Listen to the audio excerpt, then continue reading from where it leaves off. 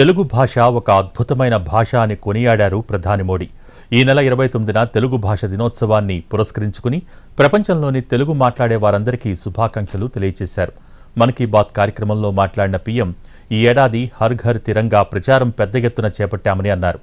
స్వాతంత్ర దినోత్సవం సామాజిక వేడుకగా మారిందని అన్నారు. వికసిత భారత లక్ష్యం దిశగా దేశ పునాదులను పటిష్టం చేసే ఎన్నో విషయాలు 21వ శతాబ్దంలో జరుగుతున్నాయని ప్రధాని నరేంద్ర మోడీ అన్నారు. ఇలాంటి నేపథ్యం లేని 1,00,000 మంది యువత రాజకీయాల్లోకి రావాలని స్వాతంత్ర దినోత్సవం సందర్భంగా ఇచ్చిన పిలుపునకు విస్తృత స్పందన వచ్చిందని పేర్కొన్నారు. 113వ మన్ కీ బాత్ ఎపిసోడ్లో మాట్లాడిన పీఎం తెలుగు భాషా దినోత్సవాన్ని ప్రముఖంగా ప్రస్తావించారు. తెలుగు భాషా దినోత్సవ శుభాకాంక్షలు అంటూ తెలుగులో మాట్లాడారు. తెలుగు ఎంతో అద్భుతమైన భాష అంటూ కొనియాడారు. ఈ నెల 29న తెలుగు భాషా దినోత్సవాన్ని జరుపుకోబోతున్నామని ప్రధాని మోడీ గుర్తు చేశారు. साथियों, इस महीने 29 तारीख को तेलुगु भाषा दिवस भी है.